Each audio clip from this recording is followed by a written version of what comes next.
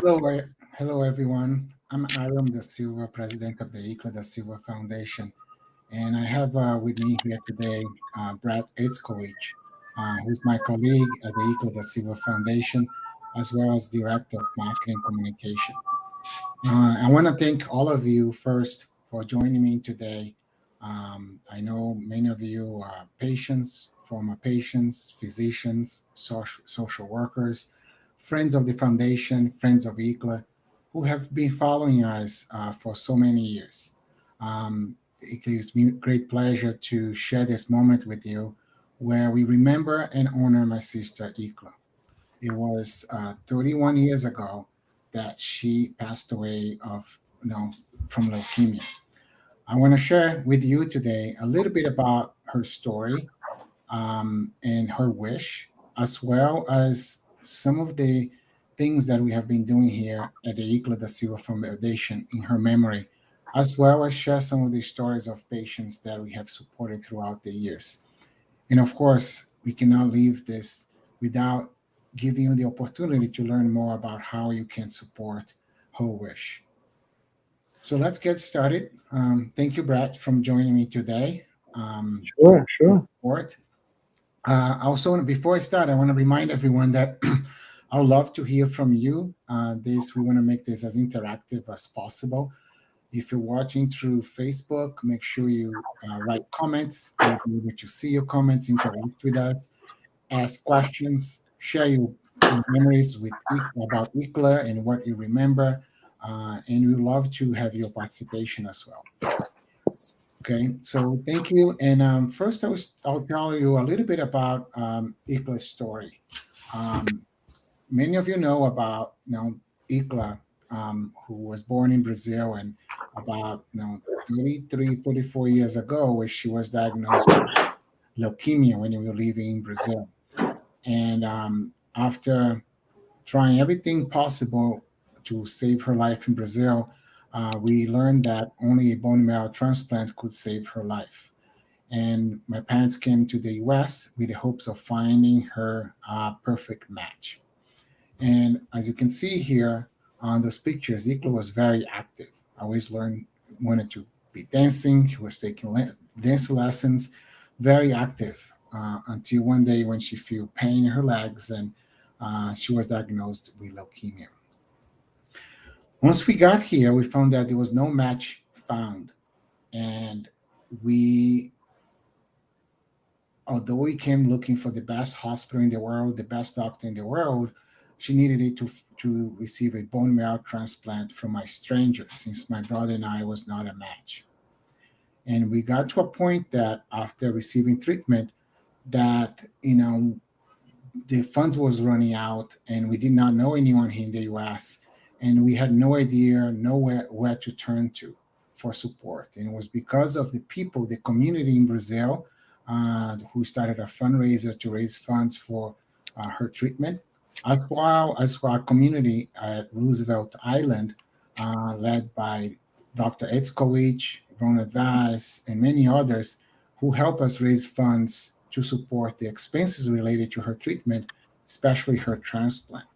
So I want to thank all of them who have been there since day one in supporting of Icla and to try to save her life. And we are here to help patients who have nowhere to turn to. We had our personal experience when we were running out of funds. We did not know who to talk to for support and who to share our frustrations. And that's why the Icla da Silva Foundation is here today. We know and understand that the need is great. Some of the patients just want information. What is a bone marrow transplant? Now, how can I pay those bills that I'm getting in the mail all the time? What medications are involved and why and why and why? And many times just need logistical support. They want to find out now what's the best way to even contact the social worker or how to travel to a transplant center and get more information about treatment. Um, and of course, the financial assistance that they need for treatment is great. We know that 42% of the patients deplete their entire life's assets in 2 years after diagnosis. And 42% of cancer patients with costs over $2,000 abandon that prescription treatment. So that's what we're here for, because they need our support. And we are helping more patients receiving that transplant. We are helping those who demonstrate the greatest need. We have some specific criteria that the patients who are requesting support must meet in order for us to be able to support them. In 2022, we will be supporting over 300 patients, but we need your support for that. Of course, it takes all of us to be able to help as many patients as possible. So I encourage you to get more involved with us through volunteer, attending our events, but most important, providing financial contribution. I want to take this time to really thank everyone who have already made a donation as they register to attend this event. Every dollar counts, and as you hear, the patients that are going through transplant, they definitely need our support, and you can make a big difference in their lives. I want to also thank all the transplant center partners that we are working with, and we have partnered to provide those supports to the patients. The patient's social worker have reached out to us, and we are working very closely together to identify the needs, the challenges, and the barriers that the patients have in order to receive their transplant. I want to invite Brett now to share with you some of the patient stories that we have supported so far, so that you can better understand some of the support we are providing. Thank you, Hiram. Thank you. Hi, my name is Brett. Excuse me. I'm the marketing director for the Icla Foundation.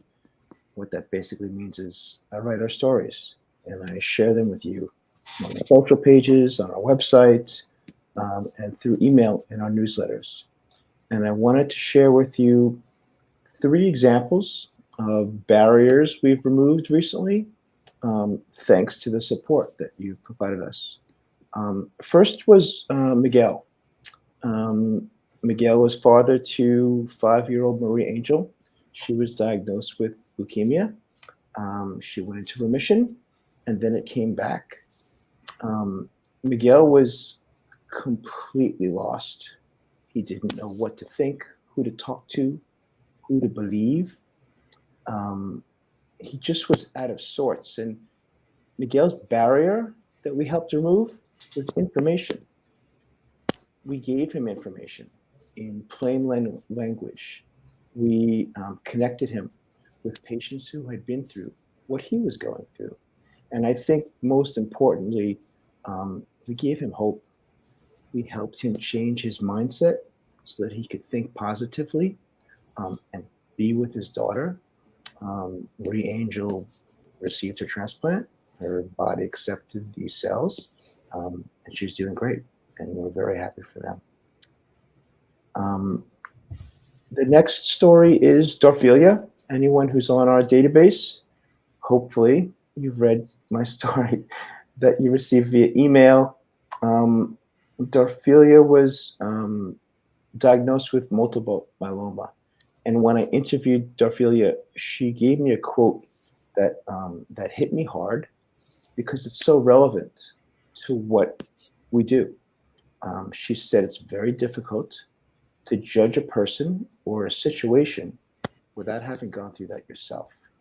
And that just made so much sense. That's exactly what we do every day, explaining to supporters why we need their support. Dorphilia, hardworking woman, had never been without a job, never been without income. She was diagnosed, I think, last year, and her disease just knocked her out and literally ate through her savings. So the barrier that we were able to help remove for her was transportation. Dorphilia needed to get to the hospital 3 times a week for chemotherapy treatments, so that she could prepare her body for transplant. And the fact that she lived in California, Gas is expensive. Gas is very expensive there.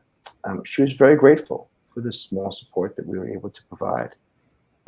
She just received her transplant a few months ago, and now she's working on regaining her strength so she can get back to work. Um, the last patient story I want to share is little John Barbosa. Um, John was diagnosed with leukemia at 2 months of age. Obviously, his parents were extremely distraught. I think with all they were going through, he needed 24/7 care with all the appointments and tests and different treatments, and trying different options. They were really concerned about eviction. So, thanks to our supporters, that was a barrier we were able to remove for the family, even if just for a little while, so that they could focus on treatment. John received his transplant, a cord blood transplant. His body also accepted the cells, um, and he's doing great. So, thank you. Thank you for your support. Please continue supporting. Even if you can't give financially, you can help us by sharing our stories, our mission, our information with your friends and family, and maybe they can help. I think that's it for me, Iram. Thank you, Brad. And I'm happy to share with you that Ophelia is attending this event tonight. She just sent us a message here. Thank you, Ophelia, for joining us and for sharing, allowing us to share your story as well. We are great to hear that you're doing. We're here happy to hear that you're doing great and you're doing well. And many other patients that rely on us, and we are removing those barriers for transplant. So thank you, Brad, for sharing those three stories. And I want to share with you here the wish that my sister Icla made. Her wish was very simple on a note that my family found after she passed away. Why she wrote this note, we don't know, but the message was very clear. Dear mom, I don't want to see you sad. I'm well and you need to help my friends. And in Portuguese, on the note, original note on the right side, mãezinha, não quero ver você triste. Estou bem e você precisa ajudar meus amiguinhos. This was the message that she left and really inspired the creation of the Icla da Silva Foundation. And even today, 31 years after she passed away, this is the little note that gives us the strength and the power to continue to help so many other patients like her. Because her friends that she was mentioning here was all the other friends that she met in the hospitals. And as I will illustrate here on this picture, Icla was always, making friends at the hospital and wanted to help others. As you can see here on the right side, she was always um, helping this patient with her wheelchair or making other patients be happy. And I always share these pictures because, as you can see, it shows how much she has changed. The first picture here on the left side, that's when she was right when she was first diagnosed.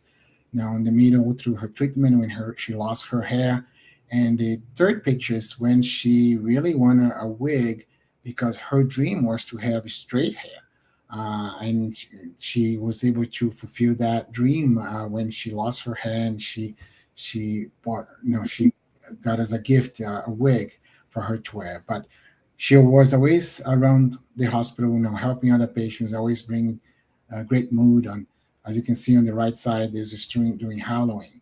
So that smile that she always had in her face, no matter what she was going through, with the note, that's what really encouraged us to continue to go through, because we want to bring a smile to all the patients that we support that are going through this difficult um, treatment.